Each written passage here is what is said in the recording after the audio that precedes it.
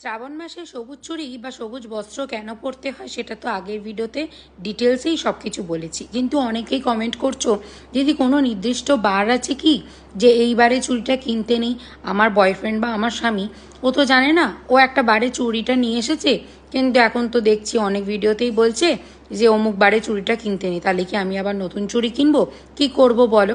তো তোমাদের প্রশ্নের উত্তরটাই ভিডিওর মাধ্যমে দিচ্ছি। দেখো, একটা কথা বলি, শাস্ত্রের মধ্যে যেটা রয়েছে যে শ্রাবণ মাসে কোনো এক সময় মা পার্বতী মা মহাদেবের উপর রাগ করেছিলেন। সেই রাগ ভাঙানোর জন্যই সবুজ রঙের অলংকার মানে প্রকৃতি থেকে অনেক কিছু নিয়ে অলংকার বানিয়ে মাকে শৃঙ্গার করিয়েছিলেন নিজের হাতে। তার জন্য সম্পর্কটা ভালো হয়েছিল।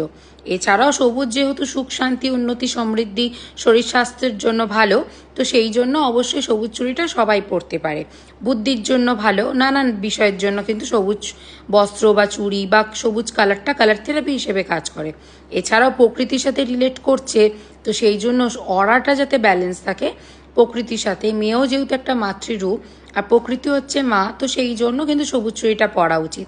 এই বিষয়ে আমি ভিডিও আগেই দিয়েছি, কিন্তু শাস্ত্রেতে কোনোভাবেই দিনের লেখা নেই যে হ্যাঁ তোমার শনিবার কেনা যাবে না, মঙ্গলবার কেনা যাবে না, বুধবারে কিনতে হবে, শুক্রবারে কিনতে হবে না, এরকম কিন্তু কোনো ব্যাপারই নেই। যারা বলছে এটা মন গড়া কথাই বলছে, অবশ্যই এরকম কিন্তু কোনো ব্যাপারই নেই। আসলে তুমি যে কোনো দিনই তুমি কিনছো বা তোমার প্রিয় মানুষটা তোমাকে যে কোনো দিনই দিক না কেন, তুমি ডাইরেক্ট পড়লে হবে না। অবশ্যই মায়ের পায়ে, মা কালী মায়ের বা বাড়িতে যে দেবী মূর্তি রয়েছে তার পায়ে ছুঁয়ে নেবে, মহাদেবের কাছে ছুঁয়ে মঙ্গল কামনা করে, সম্পর্কের জন্য মঙ্গল কামনা করে তারপর তুমি পরে নিতে পারো।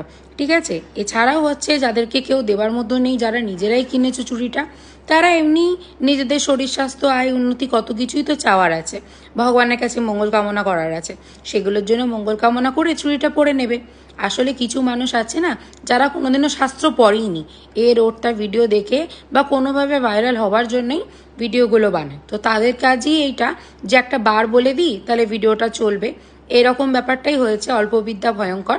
শাস্ত্রে এরকম কোনো উল্লেখ নেই যে এই বারে কিনতে হবে, ওই বারে কেনা যাবে না। আর দ্বিতীয়ত হচ্ছে, অনেকেই বলছে এটা আজকে এখন মা কাকিমারা দেখতাম না, ঠাম্মারা দিদারা পরতো না চুড়ি, এখন পরছে সবাই। তো দেখো, আগে নন বেঙ্গলিরা এগুলো বেশি ব্যবহার করতো, শ্রাবণ মাসটা পালন করতো। বাঙালিরা ব্যবহার করতো না বা পালন করতো না, কারণ বাঙালিরা মনে করতো যে এটা নন বেঙ্গলিদেরই হয়তো একটা উৎসব, তারাই এটা পালন করবে, আমরা বাঙালিরা করতে পারবো না। কিন্তু মহাদেব তো বাঙালি আর নন বেঙ্গলি এরকমভাবে ভাগ নেই। সনাতন ধর্মে সবাই করতে পারে, যে চাইবে যে হ্যাঁ আমি শ্রাবণ মাস পালন করব, সবুজ চুড়ি পরবো, পরতে পারে। আশা